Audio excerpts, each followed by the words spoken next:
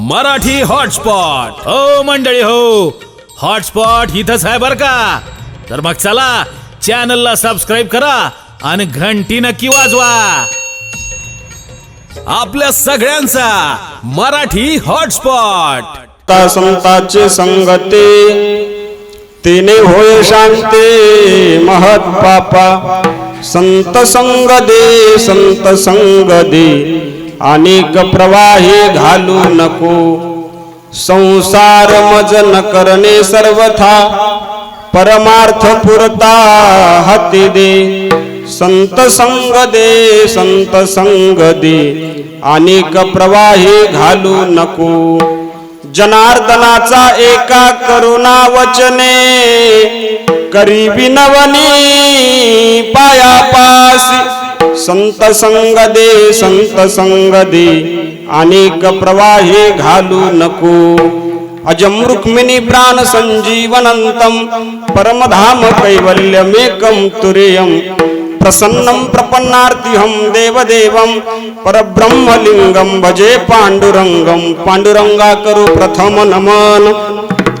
दुसरे चरणा संतांच्या त्यांच्या कृपादाने कथेचा विस्तारू. बाबाजी सद्गुरु दास तुका अलंकार कहे पायावरे. वार करे संताच्या विठ्ठल विठ्ठल. संगते तिने होय शांती महत पापा.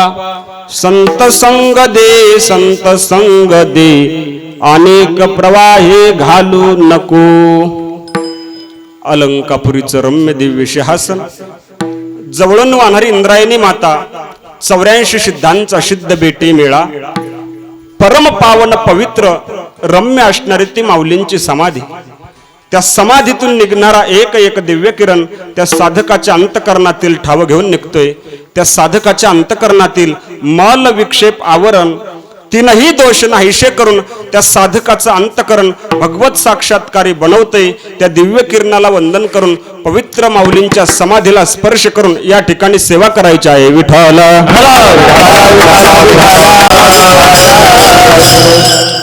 कीर्तन सेवेकरता आपल्या समोर उपस्थित केलेला अभंग, म्हणून दाखवलेला अभंग, वैदिक सिद्धांत शोधक, सकल साधक जन बोधक, संसार गतिरोधक आणि पंढरी पथसाधक शांती ब्रह्मश्री संत एकनाथ महाराज यांचा 4 चरणाचा अभंग सेवेकरता आपल्या समोर उपस्थित केलेला आहे. अभंगावर काहीसे चिंतन करण्यापूर्वी अल्पसा परिहार, त्याला शब्दाचा स्पर्श. भगवंताच्या कृपेने, साधू संतांच्या आशीर्वादाने, लहाना थोरा मोठ्यांच्या आशीर्वादाने, परिसरातून आलेले सर्व गुणजन, गायनाचार्य, मृदुंगाचार्य महाराज मंडळींच्या उपस्थितीमध्ये ग्रामस्थाच्या मोठ्या तन्मयतेने, सद्भावाने, सहकार्याने गेल्या अनेक वर्षापासून संपन्न होत असलेला आपला हा अखंड हरिनाम सप्ताह आणि या नामसप्ताहातील आजच्या दिवसाची कीर्तन सेवा सर्व ग्रामस्थाच्या भजनी मंडळाच्या वतीनं माझ्याकडे आलेले आहे. ज्यांचं मार्गदर्शन, आशीर्वाद आपल्याला सप्ताहाला लाभलेले आहे. आदरणीय पूजनीय श्रद्धेय तुकाराम बाबा असतील, आदरणीय पूजनीय श्रद्धेय आपल्या गावातील असणारे अतिशय गोड व्यक्तिमत्व आमचे पुंजाराम बाबा असतील. त्याचबरोबर ज्यांच्या माध्यमातून मला इथं येण्याचा योग आला, आपल्याच गावातील अतिशय गोड पखावज वादक, त्यांचं नाव संपूर्ण कीर्तनकाराच्या अंतकरणामध्ये आहे असे गुणे एक वादक असणारे माझे जिवलग मित्र नंदकिशोर महाराज दौंड. त्याचबरोबर आपल्या गावाचं कीर्तन क्षेत्राच्या माध्यमातून नाव मोठं करणारे माझे जिवलग मित्र, अतिशय गोड स्वभावाचे परमेश्वर महाराज उगले यांच्या प्रेरणेनं, मार्गदर्शनानं संपन्न होत असलेला आपला हा अखंड हरिनाम सप्ताह आणि या नामसप्ताहातील आजच्या दिवसाची सेवा माझ्याकडे आलेली आहे. अतिशय सुंदर वातावरण आहे, प्रसन्नता आहे, माईक सिस्टम, मंडप डेकोरेशन आणि तुमची शांतता अतिशय व्यवस्थित आहे, सुंदर सिस्टम आहे. गायनाकरता, साथीकरता जे आपल्या गावामध्ये उपस्थित आहे, ज्यांनी सुंदर चाल गायली, अतिशय गोड ज्यांचा आवाज आहे, असे संगीत अलंकार आमचे भाऊसाहेबजी महाराज या ठिकाणी उपस्थित आहे. त्याचबरोबर आदरणीय आळंदीला वास्तव्याला असताना ज्यांची आमची संगती घडली, ज्यांच्यासोबत आम्ही राहिलो, असे माझे परम आदरणीय परम मित्र, वारकरी रत्न असणारे, ज्ञानेश्वरी पाठ आहे बरं पूर्ण, असे आमचे समाधान महाराज या ठिकाणी उपस्थित आहे. त्याचबरोबर आज दुग्ध शर्करा योग म्हणावं लागेल, माझ्यासोबत आवर्जून आमच्या पैठण परिसरामध्ये कीर्तन क्षेत्रामध्ये ज्यांचं खूप मोठं नाव आहे असे आमचे युवा कीर्तनकार रामेश्वरजी महाराज भाकड, त्यांची आज या ठिकाणी उपस्थिती आहे.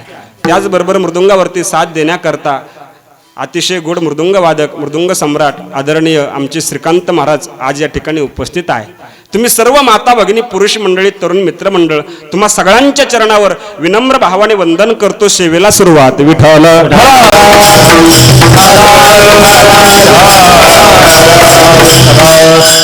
विको कमी असू द्या.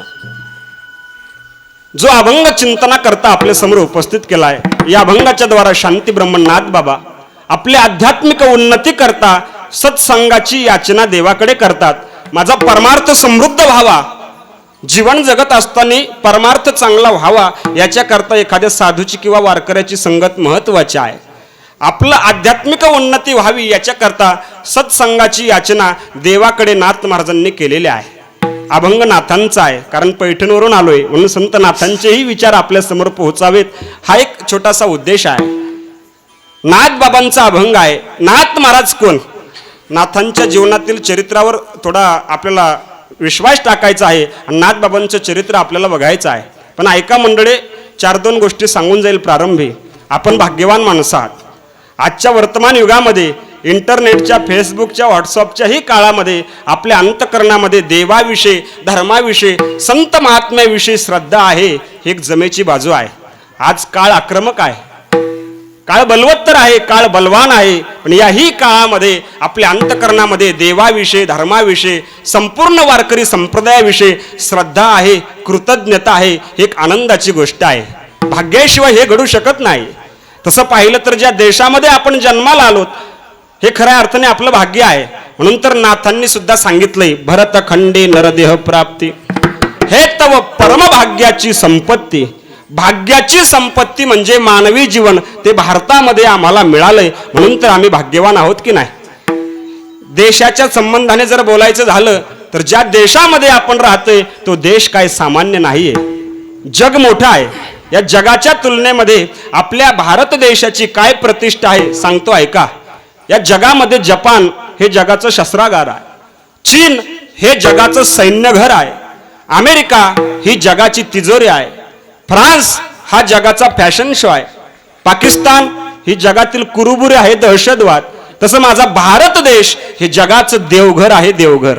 आणि त्या देवघरामध्ये आम्ही राहतोय म्हणून तर भाग्यवान ना. ऐका, देवालय म्हणून ज्या देशाची ख्याती आहे तो भारतासारखा पवित्र देश आहे. म्हणून तर संत महात्मे ऋषीमुनी या देशामध्ये आहे. ऋषीमुनींनी संत महात्म्यांनी निसर्गाने हिमालयासारख्या सह्याद्रीसारख्या पर्वतरांगाने नटलेला देश माझा भारत देश आहे.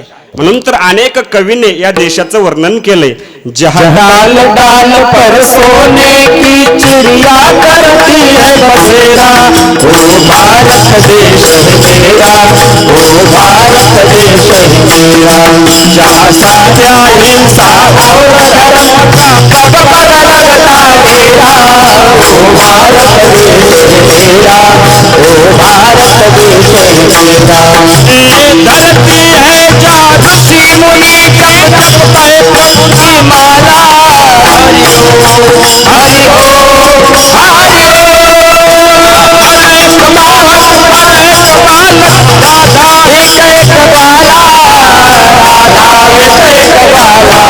जहाँ सूरज सबसे पहले आकर डाले अपना डेरा, ओ भारत देश मेरा, ओ भारत देश मेरा, ओ भारत देश मेरा, ओ भारत देश मेरा। अनेक कवीने देशाच्या संबंधाने केलेलं हे वर्णन आहे. त्या पवित्र देशामध्ये जर आमचा जन्म असेल तर नक्की आम्ही भाग्यवान आहोत. ते इतरांना भाग्य मिळालं नाही, इतर राष्ट्रातील माणसांना ते भाग्य मिळालं नाही. आम्ही भाग्यवान माणसं आहोत. चला आता मंडळी, तुम्ही म्हणाल महाराज देश मोठा आहे, या देशामध्ये 29 राज्य आहेत, 29 राज्याचा विस्तार मिळून भारत देश निर्माण झालाय. तुम्ही देशाचं बोलताय, पण ज्या मातीमध्ये तुम्ही जन्माला आले ती महाराष्ट्राची पवित्र माती आहे, वारकरी संप्रदायाची माती आहे. हे सगळ्यात महत्वाचं आपलं भाग्य आहे. म्हणून तर सगळे परप्रांतीय लोक महाराष्ट्रामध्ये राहण्याकरता येतात. त्या परप्रांतीय लोकांना आम्ही मनसे विरोध करतो, पण ते बिचारे दिलसे येतात. कळलं तर बघा, लय त्रास करून घेऊ नका. आम्ही त्यांना विरोध करतोय, पण ते परप्रांतीय लोक महाराष्ट्रामध्ये का येतात आम्हाला कळलं पाहिजे. मी तर असं म्हणेल, या भारताने महाराष्ट्राला घेरलंय. हे तुम्ही नीट हेरलं की नाही मला सांगता येणार नाही, पण घेरलंय बाबा. करा सुरुवात. ज्यांच्याकडून तुम्ही साड्या विकत घेतात त्या सुरती साड्या तो सुरतहून घेऊन आलाय, तो गुजराती आहे. आमच्या घरासमोर पाव घेऊन येणारा भैया युपीचा आहे. कचरा कामगार बिहारचा आहे. ट्रक चालवणारा सरदार पंजाबचा आहे. ज्याच्याकडून सोन्याचे दागिने बनवताय तो मारवाडी राजस्थानचा आहे. मुंबईच्या गल्ल्यावर टोपलीमध्ये मच्छी विकणारा मच्छीवाला बेंगोलचा आहे. ज्याच्याकडून सकाळी हॉटेलला नाश्ता करताय तो उडप्पी कर्नाटकाचा आहे. आणि आमच्या गाडीचा टायर जर पंक्चर झाला, ज्याच्याकडे पंक्चर काढण्याकरता नेताय तो अण्णा केरळचा. म्हणजे या भारताने महाराष्ट्राला घेरलंय. का हो? त्यांना सुद्धा माहित आहे या महाराष्ट्रामध्ये मी सुरक्षित राहील, माझा परिवार सुरक्षित राहील आणि मी कमावलेली संपत्ती सुरक्षित राहील. का? महाराष्ट्रातली माणसं ही ज्ञानोबा तुकाराम रसायन पिऊन वाढलेत. मग इतरांशी कसं वागावं, इतरांना कसं प्रेम द्यावं हे महाराष्ट्रातल्या माणसाला चांगलं कळतंय. मग तुम्ही म्हणाल असं काय आहे या महाराष्ट्रामध्ये? 4 गोष्टी आहेत, त्या नोट करून ठेवा. या महाराष्ट्रामध्ये संत, महाराष्ट्रामध्ये ग्रंथ, महाराष्ट्रामध्ये पंथ, महाराष्ट्रामध्ये भगवंत. म्हणून तर माझा महाराष्ट्र शांत आहे की ना. काय बोललो? या महाराष्ट्रामध्ये ज्ञानोबा राय, तुकोबा राय, नाथ बाबा, भगवान बाबा सारखे संत. काही लोक म्हटले काय करतात संत? तर संत लिहितात ग्रंथ.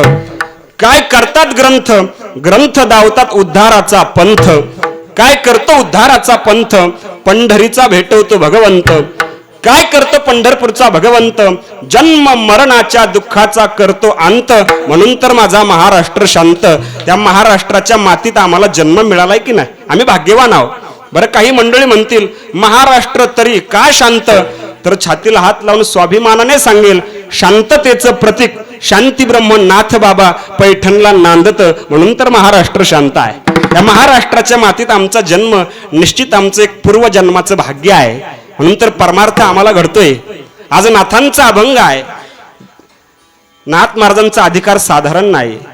मी तर असं म्हणेल सगळ्या संतांचं वाङ्मय एकीकडे आणि एकट्या नाथ बाबांचं संत वाङ्मय एकीकडे आहे. शुद्ध ग्रंथ आहेत. श्रीमद भागवत आहे, भावार्थ रामायण आहे, चिरंजीव पद, हरिपाठ, ब्रिदावळी, आनंद लहरी, आनंद अनुभव. आणखी एक छोटा ग्रंथ आहे, त्याचं नाव आहे रुक्मिणी स्वयंवर. ग्रंथ छोटा आहे पण त्या ग्रंथातील अर्थ हा संपूर्ण विश्वाला गवसणी घालणारा आहे. व्यापक अर्थ आहे. असे नाथांचे समृद्ध ग्रंथ आहे. त्या नाथांचा अधिकार सामान्य नाही. या वारकरी संप्रदायामध्ये 3 कालखंड होऊन गेले. पहिला कालखंड 750 वर्षापूर्वी विश्वमाऊली ज्ञानोबराया, 415 वर्षापूर्वी जगद्गुरु तुकोबराया, आणि मध्ये जो खंड पडला त्याच्यामध्ये नाथ बाबा. ती मुघलांची प्रतिकूल सत्ता होती. देवदेवतांची विटंबना केली जायची, मूर्त्याची तोडफोड केली जायची. ज्या ठिकाणी अधर्म नांदत होता त्या मुघलांच्या प्रतिकूल सत्तेमध्ये ज्यांनी परमार्थ टिकवला ते नाथ बाबा आहेत. त्या नाथांचा अधिकार सामान्य नाही. प्रस्तावनेमध्ये त्यांच्या जीवनातला प्रसंग सांगून जाईल. किती अधिकारी नाथ बाबा होते. जपी जप करतात, तपी तप करतात. संन्याशाच्या स्वप्नामध्ये न येणारा श्री विठोबा नाथांच्या घरी 36 वर्ष राहतोय. हा नाथांचा अधिकार आहे. उदाहरण सांगतो. द्वारकेवरून एक नोकर निघाला बघा. दर कोस दर मजल करत करत पैठणला आला. पैठणला आल्याच्या नंतर ओट्यावर असे काही लोक बसले होते. गावामध्ये एक ओटा असतो ना मंदिराच्या समोर, त्याला आपण काय म्हणतो? पार. पार असतो ना, त्या पारावर लोक बसलेले असतात. सकाळी सकाळी काय करतात? जप. नाही, लक्ष द्या. अशी ओट्यावर लोक बसली होती आणि त्या ओट्यावरच्या लोकाला त्या नोकराने विचारलं, का हो पैठणचे नाथ बाबा इथंच राहतात का? हो बाबा, नाथ बाबा इथंच राहतात. तो काय खूप मोठा वाडा आहे, महाद्वार आहे, सागवानी दरवाजा आहे, भगवी पताका आहे, तोच नाथ बाबांचा वाडा आहे. तो नोकर वाड्याच्या समोर आला. दरवाजाच्या आतमधून कडी लावलेली आहे. बाहेरची कडी वाजवतोय आणि आवाज देतोय, ओ नाथ बाबा, नाथ बाबा आहे का कोणी घरामध्ये? ओ नाथ बाबा. आवाज देऊ लागला. नाथांची देवपूजा चालू होती आणि आपलं धर्मशास्त्र आहे, आमच्या घरी जर कुणी अतिथी आला असेल तर देवपूजा बंद करावी, देव सारावे परते, संत पूजावे आरते. देवपूजा बंद करावी. दरवाजाची कडी उघडली. पाहिलं तर छोटा मुलगा आहे. कुरळे केस आहे, सावळा वर्ण आहे, फाटलेलं धोतर आहे. विचारलं कोण? अहो मी द्वारकेवरून आलोय. कुणीकडे? काही नाही, मला तुमच्या घरी राहायचंय. राहायचं नाही बाबा, माझ्या घरी नाही राहता येणार. नाही हो बाबा, असं करू नका, खूप लांबून आलोय, मला तुमच्या घरी नोकरी करायची. नोकरी? नाही रे बाबा, जमणार नाही. पहिला नोकर आहे माझ्या घरी, तुला इथं ठेवता येणार नाही, कारण तो नोकर प्रामाणिक आहे. त्यावेळेला हा नोकर आग्रह धरू लागला, नका हो नाथ बाबा, असं करू नका, खूप कष्ट झाले जीवनामध्ये, मला तुमच्या घरी कामच करायचं आहे, काही देऊ नका मला, संध्याकाळी झोपायला पोत द्या आणि बस अर्धी भाकर, पगार तर बिलकुल नको. त्यावेळेला नाथ बाबा म्हटले, नाही रे बाबा, सगळे लोक अगोदर असंच म्हणतात, पगार घेणार नाही, पगार घेणार नाही, आणि नंतर पगाराकरता उपोषण करतात. त्याला तो म्हणला, मी त्यातला नाही, मला पगार नको, बस अर्धी भाकर आणि संध्याकाळी झोपायला पोत. नाथ बाबाचा नाविलाज झाला. नाविलाज झाल्यानंतर आपल्या धर्मपत्नीला आवाज दिला, गिरजा, अरे कोणीतरी नोकर आलाय, आपल्या घरी राहायचं म्हणतोय, काम करायचं म्हणतोय.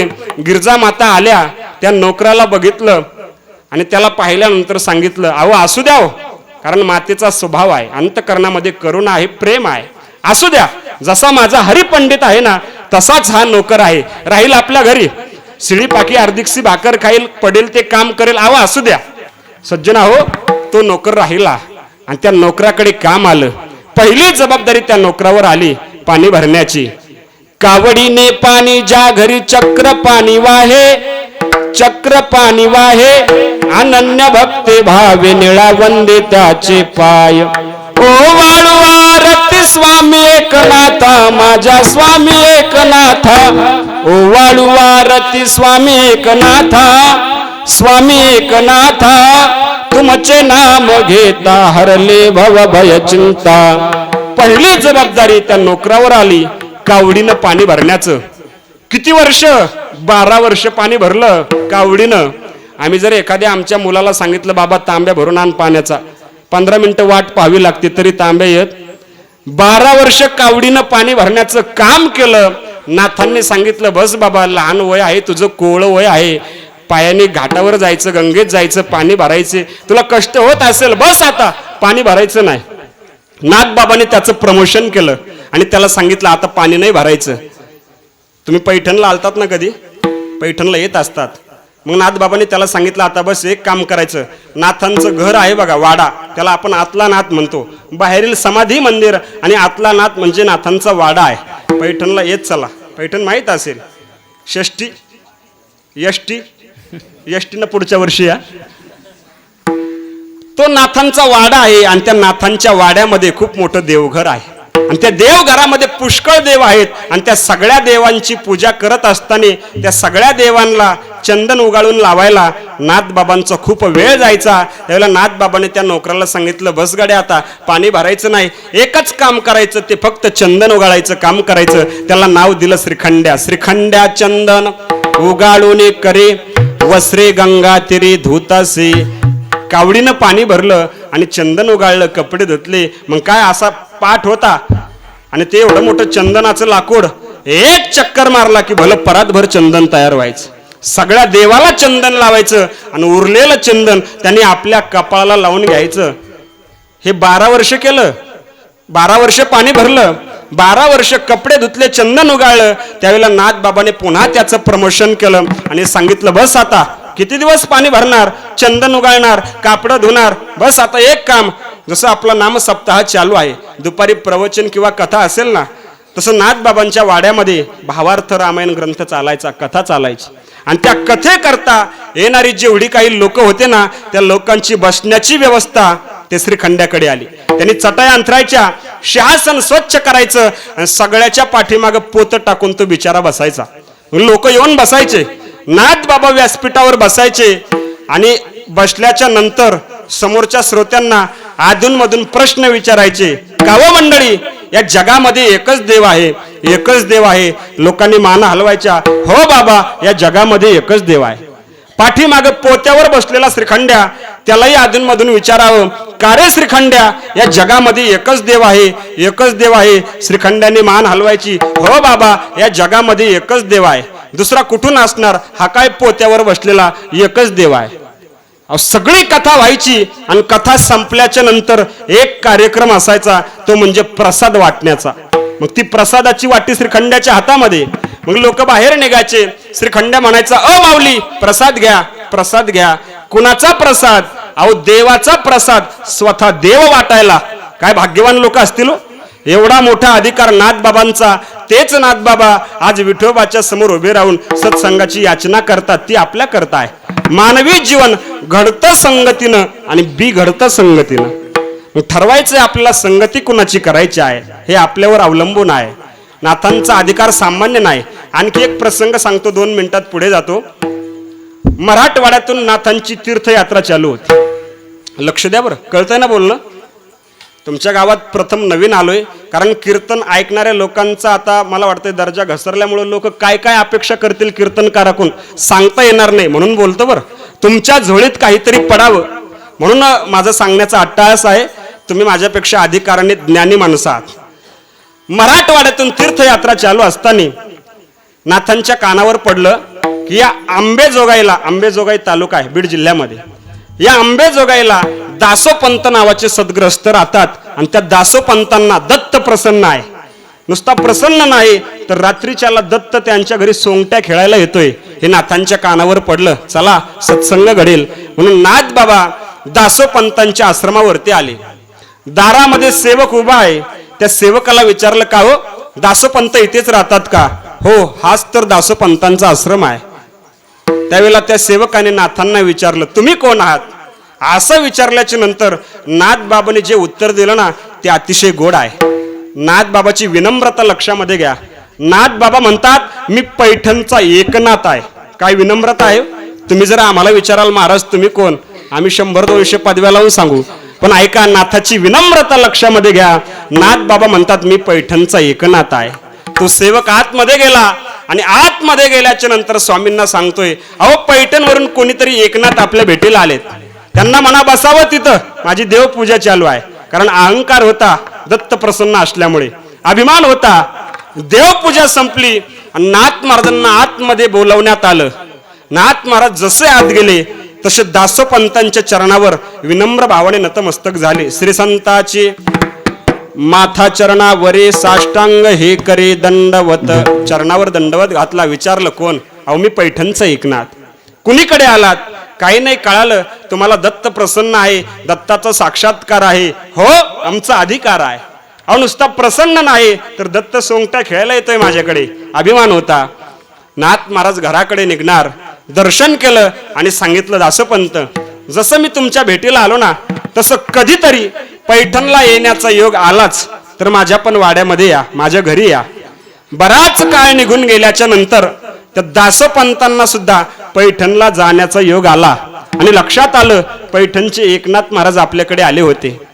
ओट्यावर असे काही लोक बसले होते. लोकांना विचारलं, का हो पैठणचे एकनाथ इथेच राहतात का? हा शब्द ऐकला ओट्यावरच्या लोकांनी आणि हसायला लागले, कारण ते भावकीचे लोक होते. अहो नाथांना एकेरी काय बोलण्याचं धाडस कोणी करत नव्हतं. एवढा मोठा अधिकार नाथांचा होता. त्या लोकांना वाटलं चला एकेरी बोलतोय, कोणीतरी आता अपमान करणारा भेटला आपल्याला. लोकांना तेच पाहिजे ना. एखाद्या वारकऱ्याला एखाद्याला महाराजाला कोणी नाव ठेवत असेल तर लोक त्याचा आपोआप प्रचार करतात. ही एक शोकांतिका आहे. आपलीच लोक. त्यावेळेला ती लोक हसू लागले. नाथाकडे जायचंय काय? हो, तो काय समोर वाडा आहे नाथांचा आहे. दासोपंत नाथ महाराजांच्या वाड्याच्या समोर आले आणि वाड्याच्या समोर आल्याच्या नंतर नाथ महाराजांना त्या दासोपंतांना एक आश्चर्य बघायला मिळालं. दासोपंत वाड्यासमोर आले, एक आश्चर्य बघायला मिळालं. ते आश्चर्य म्हणजे काय? त्या वाड्याच्या समोर एक चोपदार दिसला. हो, सुंदर चोपदार होता. आणि त्या चोपदाराकडे पाहिलं आणि मनामध्ये थोडी कल्पना आली. विचार करू लागले, या चोपदाराला कुठंतरी बघितल्यासारखं वाटतंय. आपले चोपदार कुठं? तुम्हाला पण पाहिल्यासारखं वाटतंय. इकडे लक्ष द्या. आता या चोपदाराला कुठंतरी बघितल्यासारखं वाटतंय. अहो एक पाय आतमध्ये टाकला होता, पाय बाहेर काढून घेतला. त्या चोपदाराला चांगलं निहाळलं आणि लक्षात आलं, अरे हा चोपदार नाही, दत्त चोपदारी करीत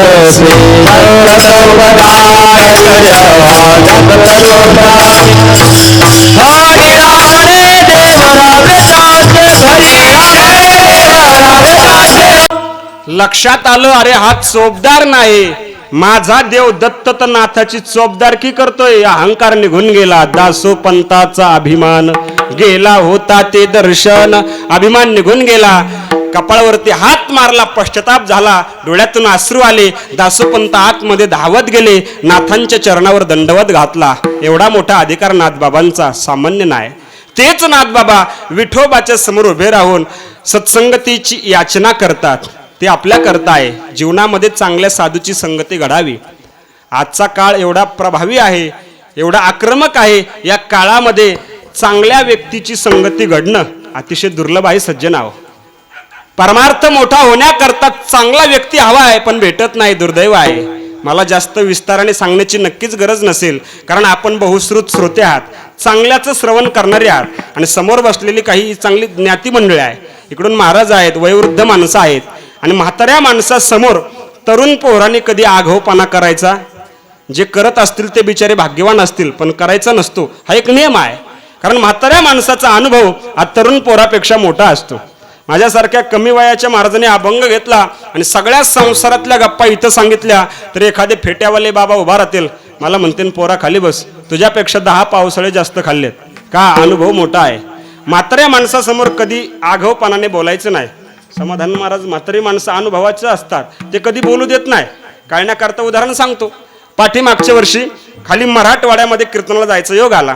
तसं नेहमी जातो, पण मागच्या वर्षीचा प्रसंग, आमचा प्रवास महाराष्ट्र राज्य परिवहन महामंडळ एसटी बसने. मग एसटीने प्रवास करायचा म्हटल्यावर एसटी मध्ये जागा मिळावी याच्याकरता आपण काय करतो? रुमाल टाकतो. बरोबर आहे, आपण प्रवास करणारी मंडळी आहात, रुमाल टाकतो. अहो सीटवर असा रुमाल टाकला म्हणला आता बिलकुल आपल्याला टेन्शन नाही, जागा मिळणार म्हणजे मिळणार. अहो सगळे माणसं एसटी मध्ये चढले, सगळ्याच्या पाठीमागून मी गेलो. का? कारण धोत्रावाल्याची अडचण आहे, पिशवी सांभाळावं की काष्टा सांभाळावं, काय करावं? सगळ्याच्या पाठीमागून गेलो आणि ज्या सीटवर मी रुमाल टाकला होता त्या सीटवर एक वयोवृद्ध आजोबा म्हातारं माणूस येऊन बसलं. म्हाताऱ्या माणसाला मला काही बोलता येईना, तरी धाडसाने म्हटलं, बाबा ही माझी जागा आहे. बाबा म्हटले कशावरून? मला रुमाल आहे ना बुवा. ते बाबा म्हणले, पोरा हातभर रुमालाने जर सीट तुझं झालं असतं ना, तर अख्ख्या एसटीवर मी धोतर वाळू घातलेले सकाळपासून. बोलू देत नाही म्हातारी माणसं, अनुभवाने मोठी झालेली असतात. म्हणून म्हाताऱ्या माणसासमोर थोडं जाणीवपूर्वक गांभीर्याने बोलायचं आहे. आज नाथ बाबा लक्ष द्या, एवढे मोठे अधिकार संपन्न ज्यांच्या घरी देव राबतोय, काम करतोय, निळोबारायांनी वर्णन केलंय. दासोपंतांचा अभिमान घालवला, साक्षात दत्तात्रय प्रभू चोपदारकी करतात. पुढे उभे काठीकर, दत्तात्रय चोपदार आहेत, काठी घेऊन उभा आहेत दरवाजामध्ये. एवढे मोठी अधिकारी संपन्न नाथ बाबा की ज्यांच्या घरी देवानीच काम केलं आणि त्याच विठोबाच्या समोर उभे राहून सत्संगाची याचना करतात की नाही?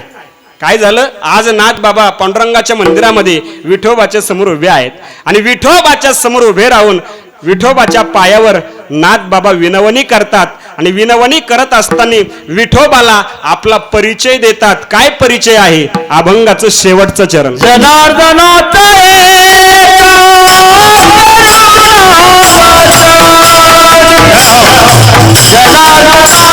पाडाचा एवढा मोठा आहे, त्याला दरवाजे भरपूर. आपण मागच्या दरवाजाने शिरलो ना.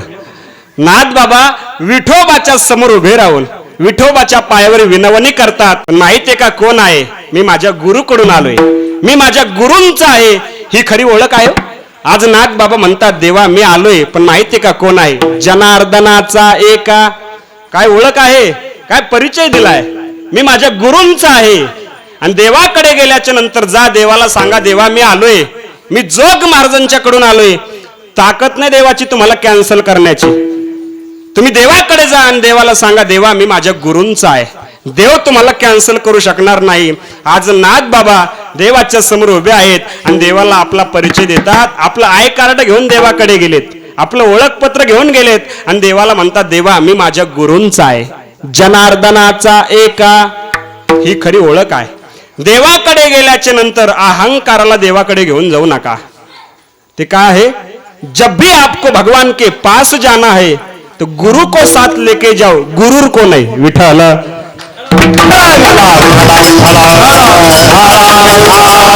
देवाकडे गेल्याच्या नंतर अहंकार घरी ठेवा आणि तुम्ही तुमच्या गुरुला घेऊन जा. आज नाथ बाबा म्हणतात, मी माझ्या गुरूंचा आहे. जनार्दनाचा एका. मी जनार्दन स्वामींचा आहे. कारण नाथबाबाची गुरुनिष्ठा सामान्य नाही. आई वडील गेल्याच्या नंतर आजी आजोबांनी सांभाळ केला, पण किती दिवस आजी आजोबाकडे राहू. जीवनामध्ये मार्गदर्शक कोणीतरी असावा, गुरु असावे. म्हणून रात्री उठले, देवगिरी दौलताबादचा किल्ला गाठला. जनार्दन स्वामींची भेट झाली. शुलीभंजनच्या पर्वतावर साधना केली. दत्तात्रयाचा साक्षात्कार झाला. एवढी मोठी गुरूंची सेवा नाथांच्या जीवनामध्ये घडली. किती गुरुनिष्ठा. तद्विद्ये प्रणिपातेन परिप्रश्नेन सेवया उपदेक्षन्ते ते ज्ञानम ज्ञानिनास्तत्वदर्शना तरे तनु मनोजीवे चरणासे लागावे आगरवता करावे दास्य सकळ. गुरुसेवेचं वर्णन आहे. खूप मोठी सेवा केली. अनेक गुरुक्षेत्र गुरुदेवता गुरु माता गुरु पिता गुरु पूजे पुरवता आननेने ताटमी काढीन शेजमी झाडीन गुरुचरण संवाहन मीची करीन. गुरुसेवेचं वर्णन आहे. जीवनामध्ये गुरूंची सेवा घडावी एवढी मोठी निष्ठा की विठोबाच्या समोर उभे राहून आपली ओळख देतात. देवा मी माझ्या गुरूंचा आहे, जनार्दनाचा एका. आणि बोलणं कसं आहे नाथबाबाचं, करुणा वचने. बोलत असताना कसं बोलतात, करुणेनं बोलतात. बोलण्याचे काही नियम असतात, माणसांनी बोलावं कसं. आज बोलण्यामुळे तर अडचणी होतात ना. जीवनामध्ये संकट येतात, फक्त बोलण्याने येतात. करुणेनं बोलत चला, लोकांवर प्रेमाने बोलत चला, लोक आपल्याला आनंद देतील. नाथांचं बोलणं करुणेचं आहे. कारण करुणेनं जेवढं लवकर मिळतं तेवढं कठोर बोलून मिळत काय करुणा आहे. अहो एखाद्याला जा तुम्ही सावकाराकडे, सावकार दुष्काळ पडलाय, गरिबी वाईट आहे, मालक कुठं दारू पिऊन पडला सांगता येणार नाही, मुलीचं लग्न जवळ आलंय, बस्ता करायचा आहे, काही 10-5 रुपये उसनवारी करता का. करुणेनं लवकर मिळतं, कठोर बोलून मिळत नाही. नाथांच्या जीवनातली करुणा लक्षामध्ये घ्या. देवाशी संवाद साधत असताना करुणा वचने बोलणं करुणेचं आहे. जीवनामध्ये बोलत असताना करुणा असावी. काय संत महात्मे बोलले हो. ज्ञानोबराय बोलले, ज्ञानेश्वरी तयार झाली. जगद्गुरु तुकोबराय बोलले, गाथा तयार झाला. नाथ महाराज बोलले, भावार्थ रामायण भागवत तयार झालं. तुम्ही आम्ही बोललो, गावात भांडणं लागले हो. भांडणं लागले. बोलण्याचा परिणाम आहे. बोलणं चांगलं नाही. बोलो ऐसा बोले जेने बोले विठ्ठल डोले, असं माणसाचं बोलणं असावं. करुणेचं बोलणं असावं. आज बोलण्यामध्ये करुणा राहिली नाही. याचं एकच कारण आहे, आमचं मुख अपवित्र झालं. तुम्ही म्हणाल कशाने झालं. गोवा मावा गुटखा मदिरा मांस भक्षण हाड रक्त हे सगळे याच्यात चाललंय ना. हे पवित्र यज्ञकुंड आहे. आणि या पवित्र यज्ञकुंडामध्ये जर तुम्ही मदिरा टाकत असाल, बकरांचं मांस टाकत असाल, गोवा मावा गुटखा सगळे काही विषारी पदार्थ टाकत असाल, तर तुमच्या बोलण्यामध्ये कधी वजन निर्माण होणार नाही. तुम्ही बोललेला शब्द कधी समाज झेलणार नाही. कारण मुख अपवित्र झाले.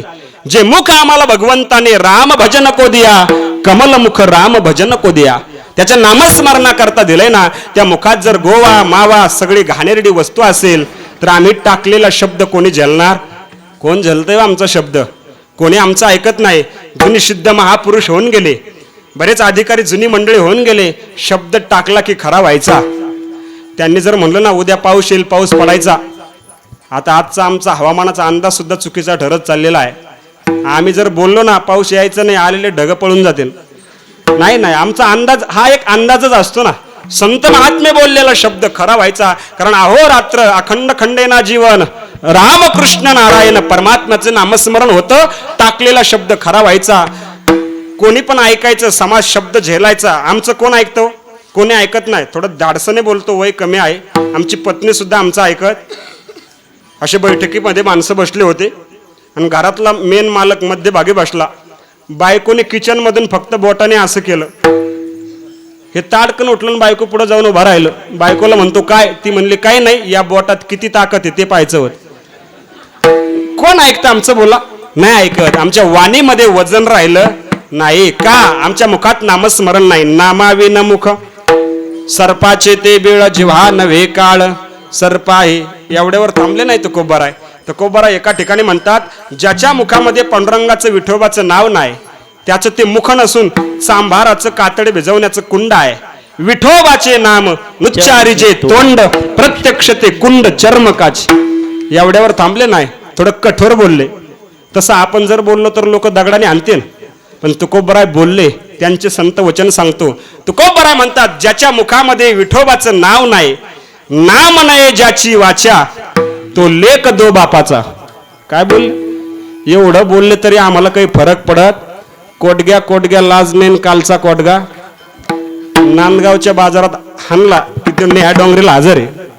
विषय नाही. मला सांगायचं काय, आज आम्ही कोटगी झालो प्रपंचामध्ये. आम्हाला संत महात्मे बोलून गेले. नाथांनी तर किती कठोर शब्द काढले. काय माये गेले हरी नये मुखासे अरे मुढा. आमच्या मुखामध्ये पांडुरंगाचं नामस्मरण नसेल तर उपयोग होणार नाही. आज मदिरा प्राशन करणारे लोक किती त्रास आहे. जाये तिकडे पिढी लोका, जोडी भांडवल थुंका, थोर झाला चुकावर का नाही घालती भूमिका त्याच्या भारी. कुंभपाकाची शरीरे बोले निष्ठुर उत्तरे, पाप दृष्टी मलिन चित्र, दुराचारी तो चांडाळ, पाप सांगा ते विटाळ. तुका म्हणे खळ म्हणून निषिद्ध तो. हे खळाचं वर्णन आहे. अशी खळ माणसं, पापी माणसं, आज मदिरा प्राशन करणारे माणसं, त्यांचा सगळ्यांना त्रास आहे, परिवाराला त्रास आहे. विचारा दारुड्याच्या बायकोला तेल कधी लावायला नसतं, पण तरी बिचारी संसार करते, त्रास आहे. बरं, ते पिणारे एवढे हुशार असतात ना. पिणारे म्हणजे दूध पिणारे नाही म्हणत मी, लक्ष द्या. मराठी हॉटस्पॉट हो मंडळी हो, हॉटस्पॉट इथंच आहे बर का. तर मग चला चॅनलला सबस्क्राईब करा आणि घंटी नक्की वाजवा. आपल्या सगळ्यांचा मराठी हॉटस्पॉट.